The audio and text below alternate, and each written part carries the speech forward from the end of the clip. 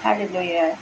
Father God, salamat po sa araw na to. Salamat po sa patuloy mo, Lord God, na pagsama sa buhay namin. Salamat po sa buhay ng tatay ko. Salamat po. At narito po siya. Dalangin ko po, Lord, na patuloy mo po kami patawarin sa mga kasalanan namin, sa mga hindi namin magagandang nasasabi na gagawa na iisip. Sinasadya man namin na hindi sinasadya.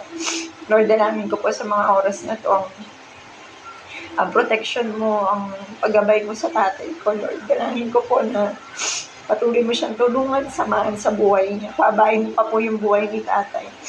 Alam ko po na, Lord God, na mabuti naman ang puso ni tatay para sa mga anak niya.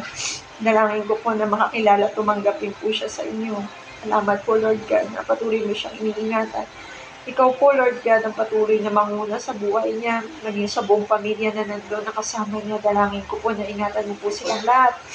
Ikaw lamang po ang patuloy na makita, Lord God. Ikaw ang patuloy na maitaas sa buhay niya. Salamat po, Father God, sa pangalan ni Jesus. Amen. Ngayon, mag-aaral tayo.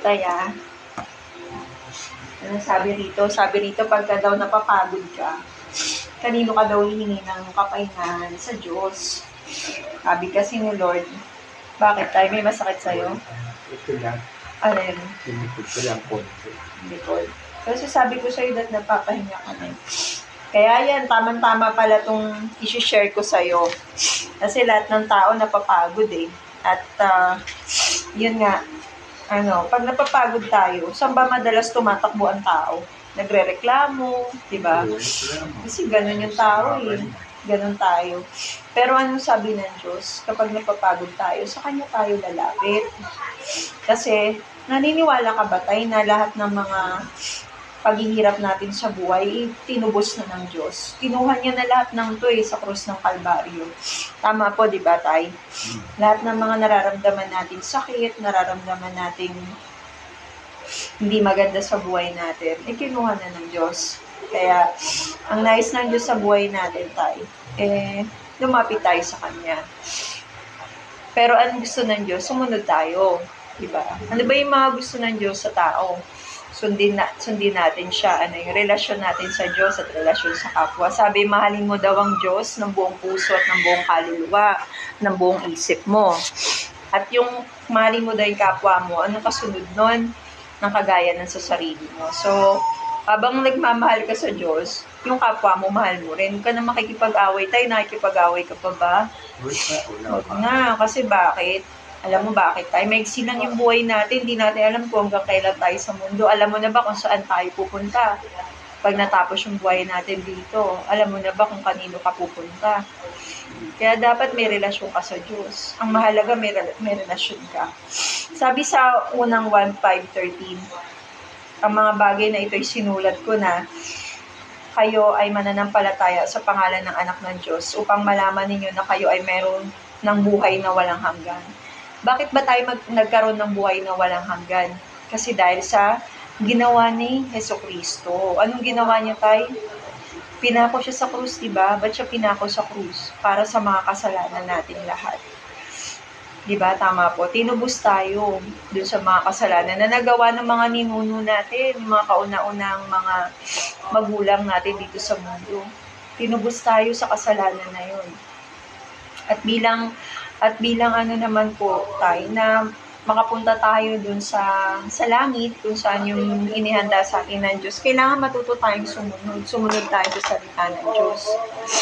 Kailangan iwaksi na natin yung mga hindi magagandang bagay na nagawa na natin at nagagawa pa natin, at dapat i-focus natin yung buhay natin sa kabilang buhay. Diba, Tay? So, ngayong mga oras na to, tamang, kaya pala nagpunta ka rito, hindi aksidente. Kasi kailangan ibahagi ko si Jesus sa'yo. Kailangan, Tay, malaman mo na yung buhay natin dito temporary. Alam mo naman na tayong lahat mawawala. Hindi natin alam kung hanggang kailan tayo sa mundo. Pero lahat tayo mawawala. Pero ang pinakamahalaga, alam natin kung saan tayo pupunta. Diba, Tay? Kasi yung pagtas ng buhay na to, merong nag-aantay sa ating buhay. Buhay na walang hanggan at kamatayan na walang hanggan. Ano yung kamatayan na walang hanggan? Ito yung hindi ka tumalikod sa kasalanan at patuloy kang nabuhay sa kasamaan. Doon ka mapupunta sa impyerno. Ang sabi sa impyerno daw habang buhay na pagdaing, kasi napapasok ka ng literal yung katawan mo, pero hindi natatapos yung apoy, hindi nauubos yung sakit. Pero yung langit, Tay, alam mo yung kung ano yung nag-aantay sa atin sa kabilang buhay kapag tinanggap natin ang Panginoong Jesus na tagapagligtas natin at manatili tayo sa salita niya. Anong sabi, kung anong klase ang langit, Tay? Wala na rin pagdaing, wala na dong sakit. Wala na lahat ng nararamdaman nating hirap dito sa mundo.